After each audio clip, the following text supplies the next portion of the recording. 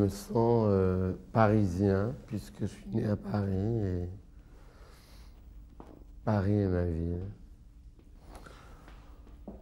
Oh, c'est un parcours plutôt assez long, même à raconter, parce que c'était totalement pas par hasard, parce que je crois pas au hasard dans ce genre de choses, mais en fait, ma famille me destinait à une éducation et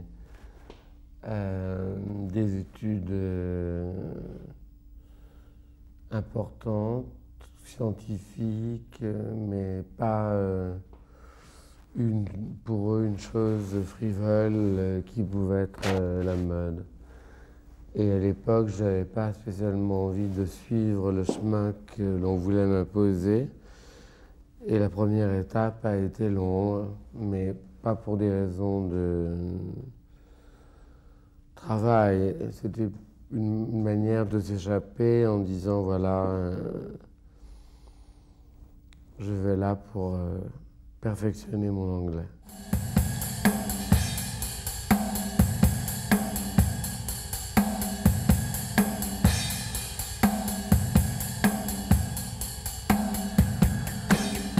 Je n'ai jamais appris à dessiner.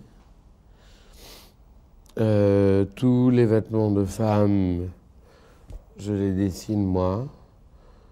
Pour l'homme, c'est une chose plus technique. Alors je donne des inputs au départ de la collection, notamment en ce qui concerne les couleurs, les formes, les silhouettes.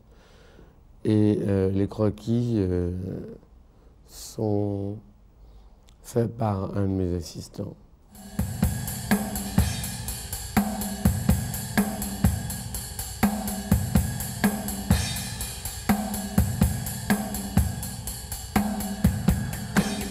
Parce que je crois que trop de gens défilent.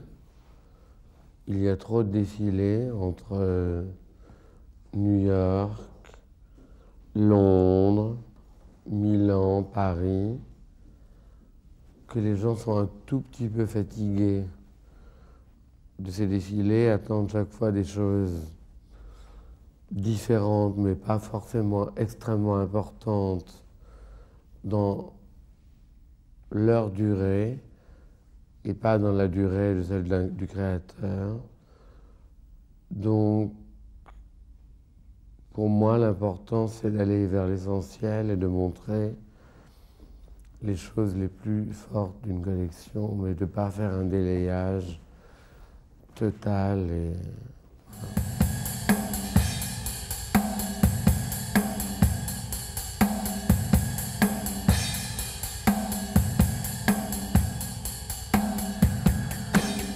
Je pense que s'il y a une clientèle pour la haute couture pour le 3e millénaire, quoi qu'il arrive, ça se passera d'une manière totalement différente de la haute couture que l'on a expérimentée jusqu'à maintenant.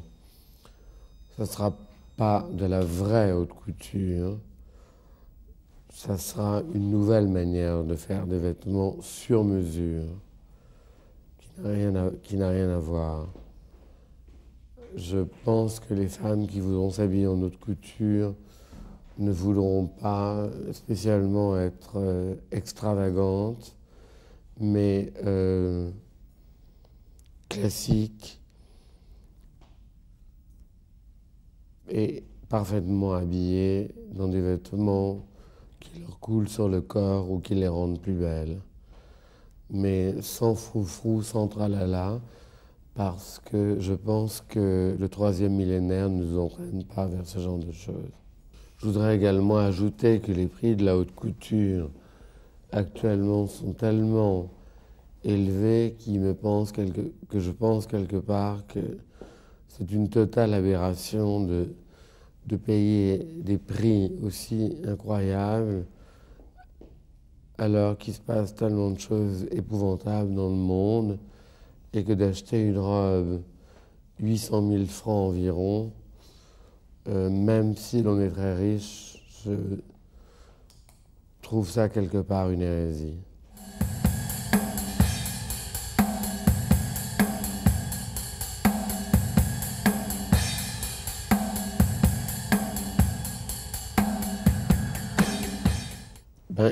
C'est vrai que les gens dépensent leur argent d'une manière totalement différente qu'il y a quelques années, où le vêtement était, surtout un vêtement signé, était extrêmement significatif. Ça existe toujours, il y a malgré tout encore des phénomènes de mode très importants, mais il est vrai que l'argent s'est déplacé et va ailleurs et que les gens sont certainement moins disposés à dépenser autant d'argent qu'auparavant. Moi, je pense que dans une collection comme celle dont on vient de parler, l'important c'est d'apporter de la nouveauté, mais à des prix extrêmement accessibles pour le marché. Parce que, quoi qu'il arrive, les vêtements, c'est comme la nourriture, il faut quand même s'habiller.